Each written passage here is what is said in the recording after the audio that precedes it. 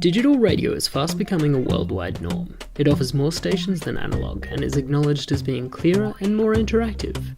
However, the future of digital community radio is resting on a knife's edge. Community broadcasting is quite important because in the mainstream media and in the broader Australian media, there's a distinct lack of diversity and there's a distinct lack of real community voice. The community broadcasting sector is about handing the power over to the people to be able to share their views of the community, to be able to share their perspectives of the community and not have it done for them. So SYN is a not-for-profit media organisation. We're run by a community of young people and we provide training and broadcast opportunities to young Australians.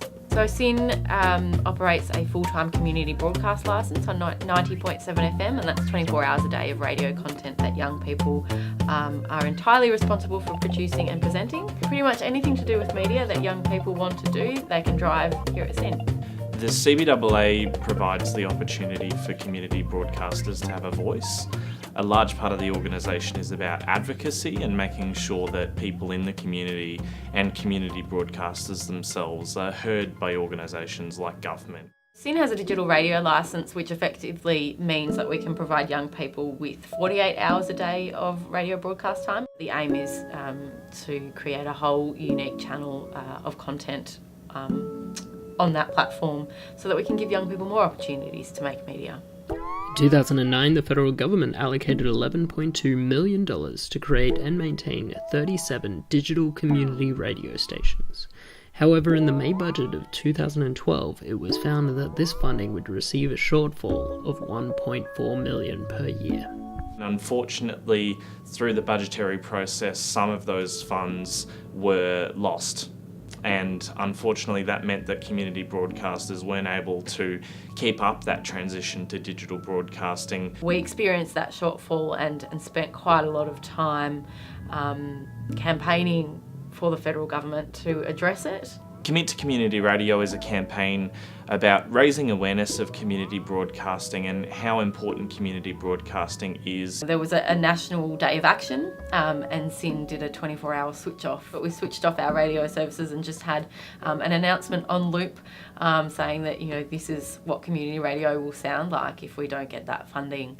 The Commit to Community Radio campaign was really successful in raising the profile of community broadcasting, and in the end it got the result that we needed and we received the funding that we needed. This funding, I suppose this breathing room, lets us innovate and it lets us trial new ideas, and that's exactly what we're doing. It means that we're on the same platform that the rest of the media industry is on, and it means that we've got a foothold in what's meant to be the mainstream platform for the future of radio broadcasting. SYN is in a really good place, and you know, time will tell whether the political environment influences that at all. It's a very important statement from government and from our supporters that yes, we respect and we value what you're doing, and we're going to continue respecting and valuing that into the future. Digital radio is still developing and we still don't know what the potential is. It could be huge, and because of that I think the federal government really need to be investing in that technology to support us to get to a point where we can support ourselves. If you want it to be an impactful and powerful sector, it's important to make sure that government does provide some level of support.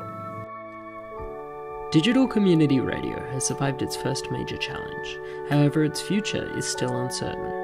Without the support of government and the wider community, this valuable medium could be left silent.